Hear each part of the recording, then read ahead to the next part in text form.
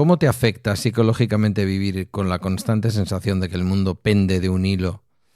La guerra en realidad nunca se fue, simplemente ocurría lo suficientemente lejos como para que los informativos le dedicaran menos tiempo. Ya sabes ese dicho que hay en el mundo del periodismo, que 4 muertos cerca de tu casa son más que 4.000 en el otro lado del mundo. Pues algo de esto. Hoy las reglas están cambiando, la geopolítica y la diplomacia global han sido sustituidas por el matonismo y las tácticas mafiosas. Hoy reflexionábamos sobre el impacto mental de saber que la seguridad del mundo está en manos de un ser absolutamente inmoral como Donald Trump. Comienza Bala Extra con Pedro Sánchez. Egunon, buenos días. Hoy es jueves 5 de marzo de 2026. Este es el capítulo 1659 de Bala Extra, un podcast sobre mis cosas que en el fondo son las tuyas. Y hoy vamos con la pesada carga psicológica de vivir otra vez asomados al abismo de un mundo en guerra y dirigidos por el capricho. Hay un agotamiento silencioso que se nos ha instalado en el cuerpo, una especie de ruido de fondo, como ese zumbido eléctrico de una nevera o cuando te pones debajo de unos cables de alta tensión. Son ruidos, el de la nevera vieja sobre todo es ese ruido que no lo notas hasta que no cesa. Pues así estamos en este mundo, ¿no?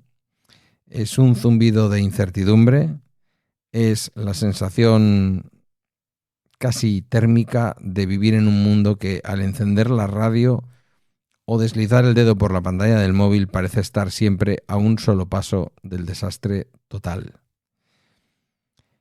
Quiero hablarte de cómo nos afecta aquí dentro, en la cabeza y en el estómago, esta constante amenaza de conflicto global.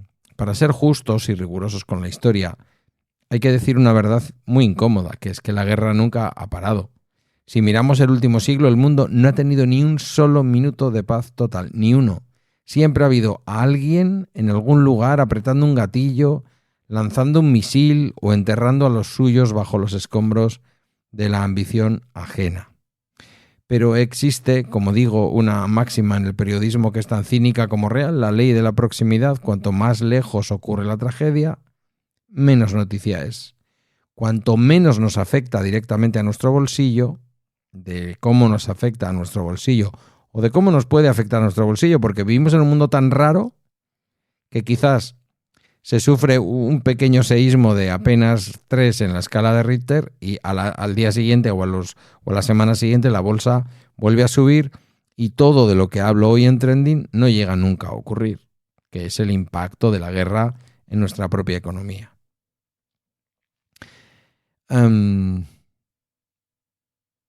Al final nos sentimos concernidos, como digo, cuando afecta a nuestro bolsillo, a nuestra seguridad, a nuestro estilo de vida occidental. Si no nos ocupa es porque no afecta a nada de esto.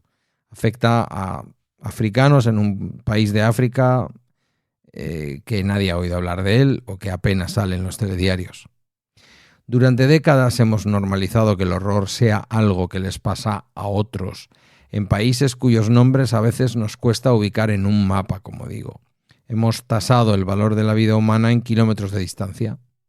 Por eso nos afectó tanto el conflicto por lo menos a los de una generación, el conflicto en los países balcánicos, en la antigua Yugoslavia, en la que yo estuve un año antes justo de que estallara la guerra, y lloraba en cada telediario. Por eso nos afecta tanto Ucrania y en buena medida Palestina, que la tenemos ahí al lado. Es que Oriente Próximo se llama Oriente Próximo porque pilla cerca de Europa. A ver si lo entendemos. Pues si el conflicto está a miles de kilómetros, es un breve de 20 segundos en el telediario. Si está a las puertas de Europa o si amenaza el suministro de nuestras comodidades a través del estrecho de Hormuz, entonces es una crisis global. Pero algo se ha roto en ese espejismo de seguridad en el que vivíamos. El paraguas bajo el que nos resguardábamos ha cambiado de manos y de forma. hasta hace no mucho, la gran potencia mundial, Estados Unidos, era muchas cosas. Podíamos criticar su imperialismo, sus intervenciones encubiertas, su hipocresía en nombre de la libertad, todo eso está en los libros de historia, pero había algo innegable, era un actor relativamente previsible. Operaba bajo un marco diplomático conocido. Existía un status quo, unas reglas de juego cínicas, hipócritas, lo que queramos, pero con unos equilibrios de poder que, aunque frágiles, daban cierta estabilidad a la arquitectura internacional. De pronto todo eso ha saltado por los aires. Ya sabéis, me lo habéis oído, que yo sostengo que esto es el final realmente del dominio estadounidense sobre el mundo y cómo Estados Unidos empieza a hacer el harakiri ante una potencia china, que es ahora la potencia previsible y que empieza a ser incluso políticamente no mucho peor que un país que se considera la democracia más antigua del mundo. En este salto por los aires de todo esto, hoy la seguridad del mundo está, y no es una exageración mía, es un eco de las propias palabras que rezuman de los pasillos de la Casa Blanca, exclusivamente en manos de los deseos, los caprichos y, por supuesto, los límites o la falta de límites morales de un solo hombre, Donald Trump. Y aquí es donde la psicología de la incertidumbre nos golpea con más fuerza. Yo creo que lo he contado alguna vez. Todas las hipotecas que he contratado en mi vida las he contratado a tipo variable. Cuando contraté la hipoteca para esta casa que habito en 2018, en mi cabeza estaba el primer gobierno de Trump. Y que algo, la verdad es que pensé en cosas que luego fueron como completamente al revés, ¿eh? No voy a decir que acerté, pero algo había en el ambiente que dije, hipoteca fija. Y acerté. No me lo puedo creer, pero acerté. Y os puedo asegurar que en mi cabeza solamente había un nombre, Donald Trump. Uno puede ser más o menos cercano a las políticas conservadoras. Sabéis que yo no, pero puedo entender otras personas que opinan de otra manera. Faltaría más. Se puede entender incluso el caldo de cultivo que genera el trumpismo. Pero es indudable, incluso diría yo que empírico y observable, que Trump es un inmoral. Y si me permitís la licencia, un estúpido, en términos de visión de Estado a largo plazo. Y un estúpido en general. Quiero decir, que el tío es tonto. Que alguien me dirá, joder, tonto, pues es el presidente de los Estados Unidos. Desde el punto de vista del estándar europeo de persona culta, que se ha formado, que sabe lo que son las cosas, el tío es un inculto. El tío es un estúpido. Esto es lo que yo pienso. Pero sobre todo, y esto es importante, y a veces lo uno conlleva a lo otro, es un mafioso. Porque hasta ahora no se ha dicho con todas las letras de una manera clara en la prensa internacional, pero es que es un mafioso. Lo que estamos presenciando en es la exportación de las prácticas de la mafia inmobiliaria y del casino de Atlantic City, donde él hizo su fortuna, a la geopolítica mundial. Ha cogido el matonismo de traje y corbata, con esas gorras horribles que se pone de verdad, nadie le dice que parece idiota. Ha cogido la extorsión del despacho y los ha convertido en la nueva diplomacia estadounidense. Ya no hay aliados, hay clientes que pagan por protección. Ya no hay acuerdos internacionales, hay chantajes.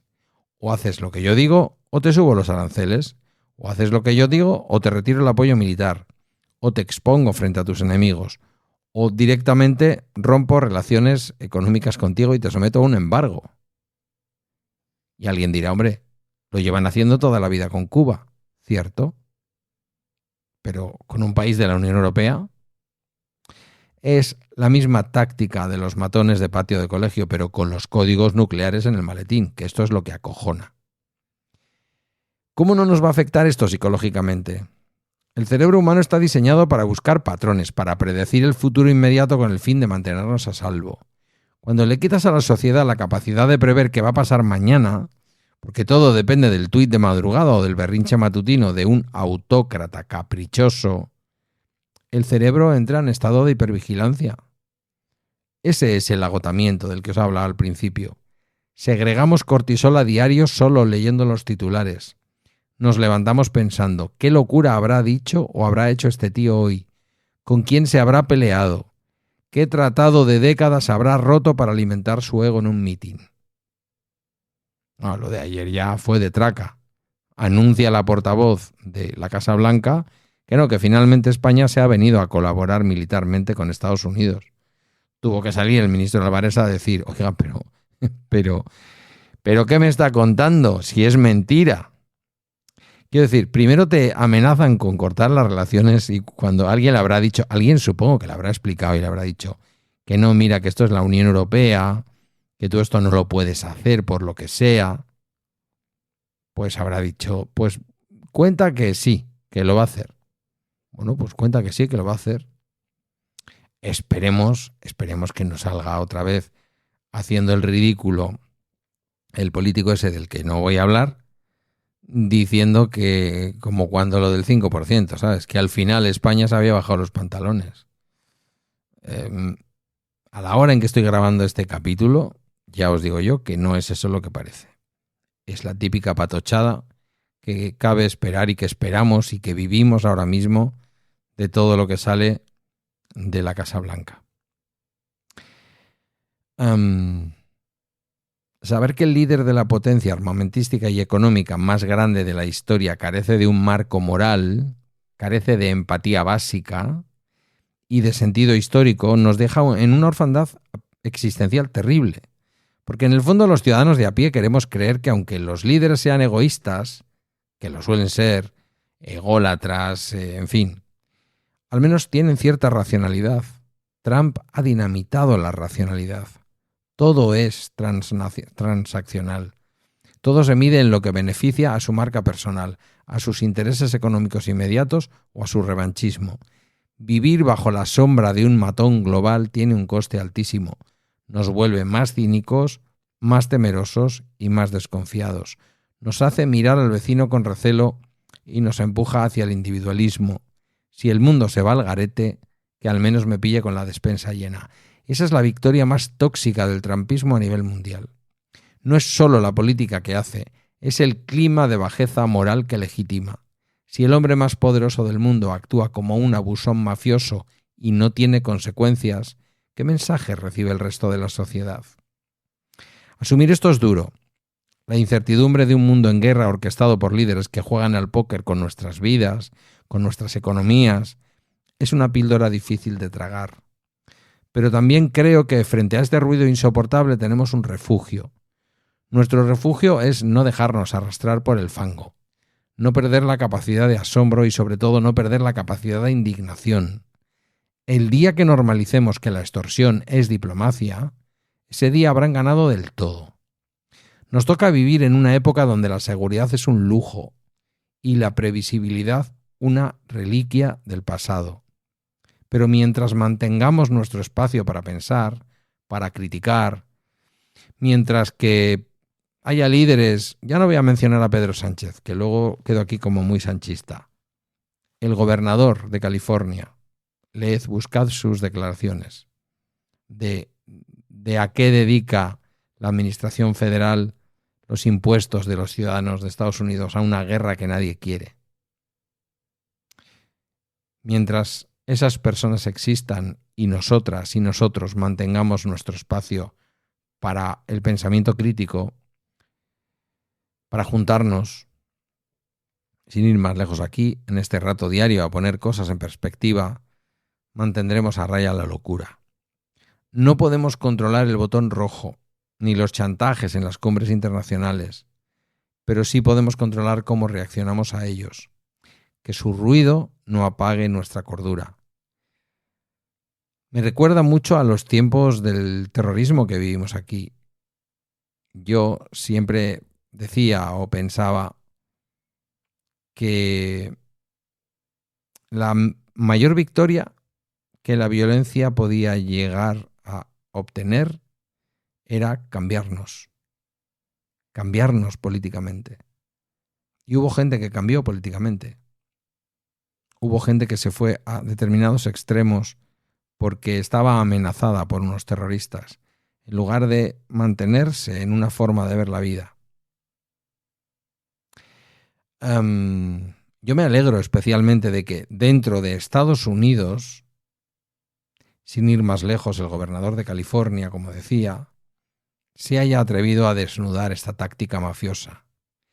Haya sabido separar hábilmente a los soldados, tratándolos como víctimas de una administración negligente, del hombre que los está enviando a la muerte, porque ya han muerto también soldados estadounidenses. Y ha lanzado una frase que todavía resuena y que me ha inspirado para preparar este capítulo, que es: no apoyamos a nuestras tropas mandándolas a guerras ilegales basadas en el ego. Apoyamos a nuestras tropas exigiéndole a este gobierno que deje de usar el ejército de los Estados Unidos como si fuera su agencia privada de extorsión.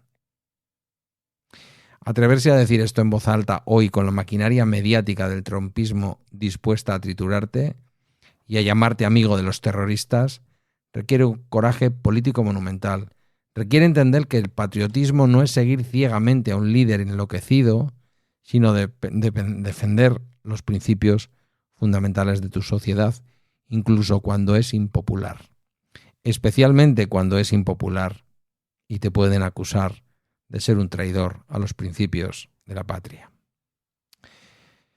Esto ha sido todo por hoy en Bala Extra, una producción de Emilcar FM. Gracias por tu tiempo, por tu escucha atenta y por pensar conmigo. Hasta mañana.